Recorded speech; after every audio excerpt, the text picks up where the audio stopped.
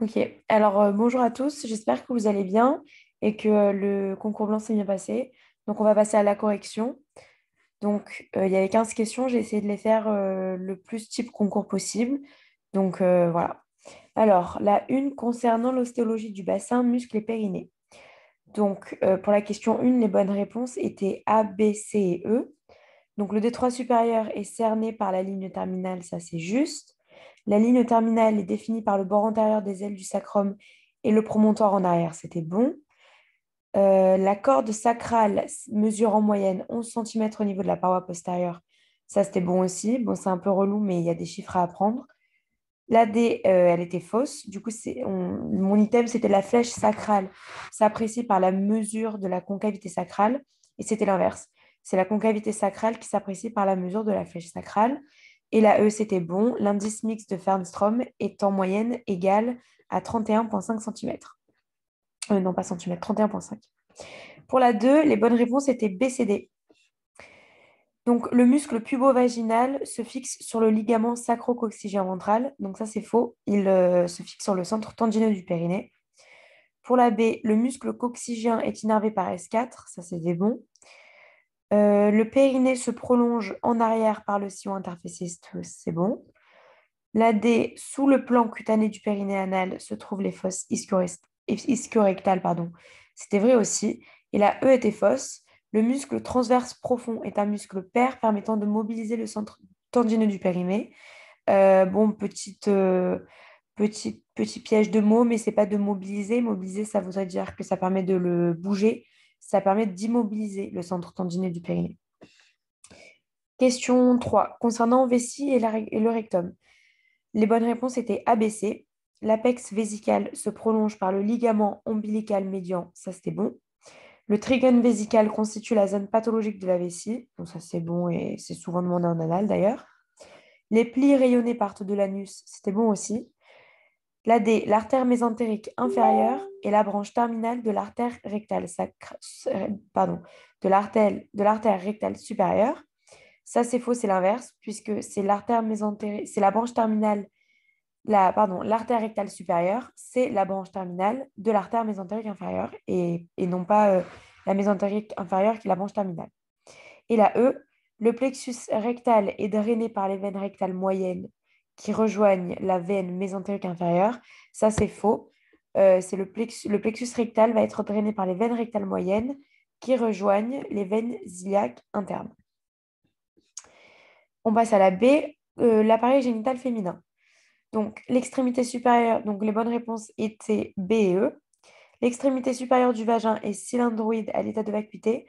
Alors bon, là, j'ai fait un petit mix entre deux items, mais à l'état de vacuité, on vous dit que le vagin est aplati d'avant en arrière, sauf justement à son extrémité supérieure, qui, elle, est cylindroïde.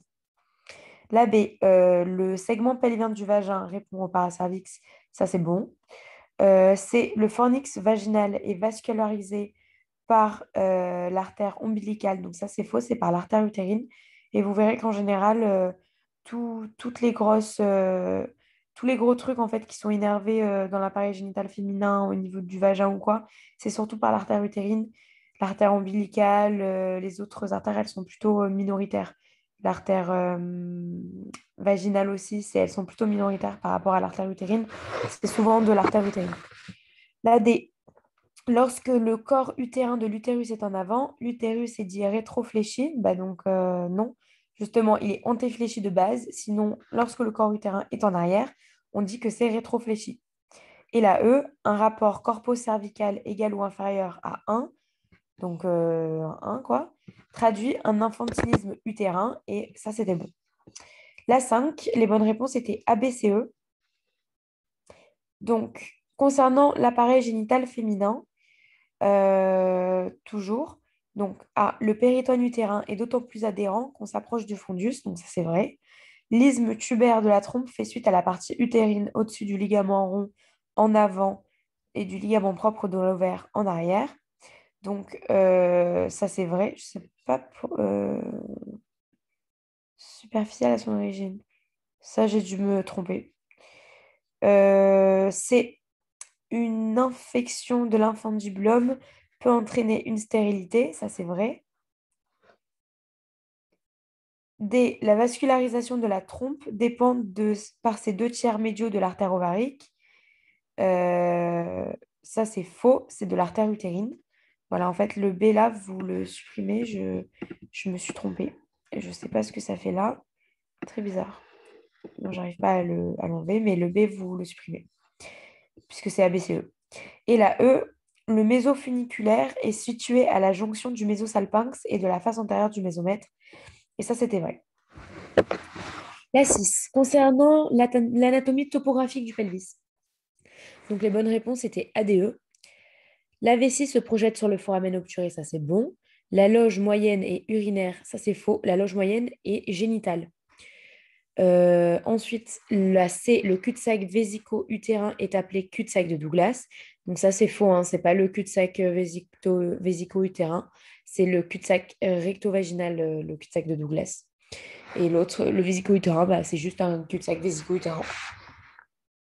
Ensuite, la D, la ligne innominée et la limite théorique séparant cavité périnéale et pelvis. Ça, c'est bon. Et la E, les urtères croisent la région rétrotrigonale. C'est bon aussi.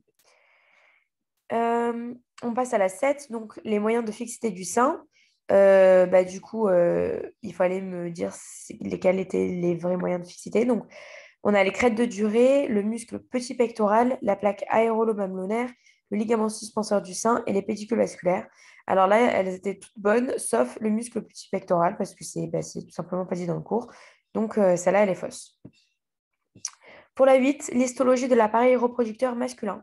Les bonnes réponses étaient ACD. Donc, les glandes annexes élaborent l'essentiel du liquide séminal, ça c'était bon.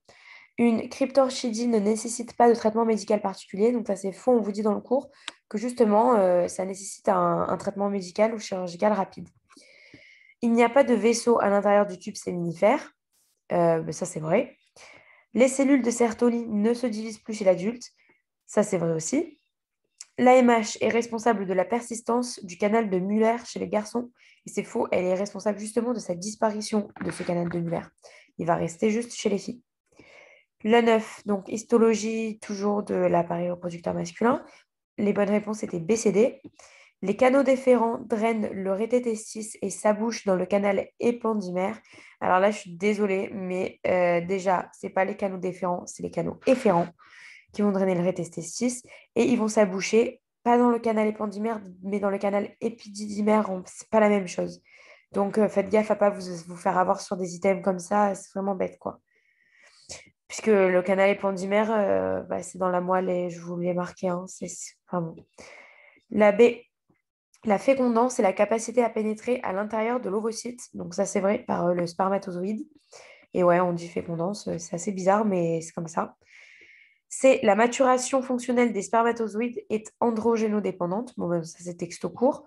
Les sécrétions des vésicules séminales sont la dernière fraction éjaculée. Ça, c'est bon aussi. Et eux, les sécrétions prostatiques correspondent à 30% du liquide séminal et sont neutres. Alors, c'est bien 30% du liquide séminal. Par contre, elles sont acides. Elles ne sont pas du tout neutres. Hein, alors, le pH, on parle. La 10, concernant l'histologie de l'appareil reproducteur, cette fois-ci féminin, et l'histologie de la trompe utérine, les bonnes réponses étaient ACD. L'ovaire est revêtu à l'extérieur par un épithélium ovarien, qui est un épithélium cubique simple. Donc, ça, c'est vrai. La zone médulaire, c'est la zone fonctionnelle de l'ovaire. Ça, c'est faux. La zone fonctionnelle de l'ovaire, c'est la corticale. C'est celle qui est en périphérie. C'est à chaque cycle menstruel, 500 follicules évolutifs entrent en croissance. Ça, c'est juste. Dans le follicule cavitaire est visible la cavité liquidienne. Donc ça, c'est vrai, c'est l'antrum. Et la E, le corps jaune est responsable de la double sécrétion hormonale de la première partie du cycle menstruel. Alors là, ce n'est pas la première partie du cycle, c'est la deuxième partie du cycle. La 11, donc toujours l'appareil reproducteur féminin. Les bonnes réponses étaient ABCE. Les follicules técogènes forment la glande interstitielle, ça c'est bon. L'épithélium tubaire est unistratifié et cylindrique, ça c'est bon. La paroi utérine est constituée de 4 parties formées par 4 couches de faisceaux de fibres musculaires lisses. Donc ça, c'est texte court. La D, la muqueuse de l'endocole est formée par un épithélium stratifié cylindrique. Donc ça, c'est faux parce que c'est un épithélium simple et non pas stratifié cylindrique. Et la E est juste. Pendant le cycle, la phase de prolifération de l'endomètre est liée à l'action des oestrogènes. La question 12, donc c'était par rapport à l'organogenèse des organes génitaux masculins. Les bonnes réponses étaient BDE. La gonade indifférenciée débute sa différenciation à la 8e semaine. Bon, ben, ça, c'était un piège plutôt facile, c'était faux, c'est à la 7e semaine. La B, les gonocytes primordiaux apparaissent précocement dans la paroi de la vésicule vitelline à J21. Donc ça, c'était bon. L'apparition des cellules de Leydig est le premier signe de différenciation dans le sens masculin. Ça, c'est vrai. Pardon, ça, c'est faux. C'est pas l'apparition des cellules de Leydig, c'est l'apparition des cellules de Sertoli.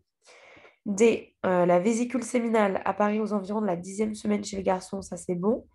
Et l'idatide sessile est un reliquat persistant au niveau de la partie céphalique. Ça, c'est bon aussi. 13, là, je vous ai fait un banco. Donc, l'organogenèse des organes génitaux féminins.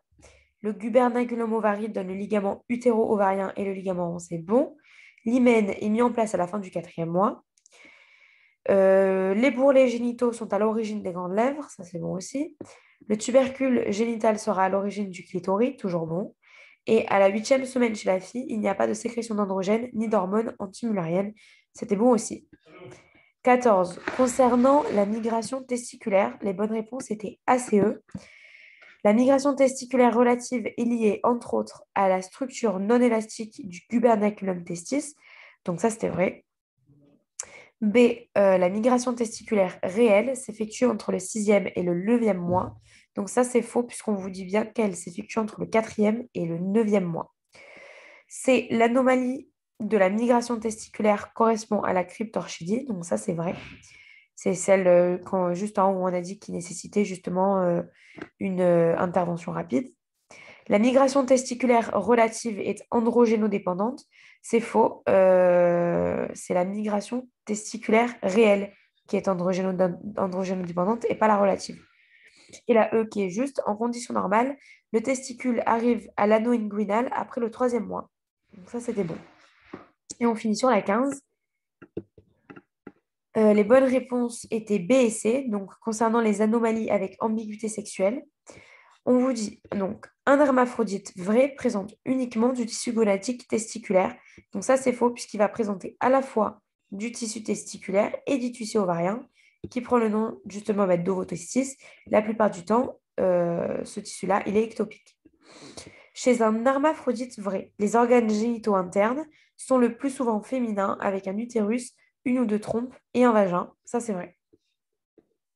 Ensuite, le pseudo-hermaphrodisme masculin peut être causé par un déficit du gène de la 5-alpha-réductase.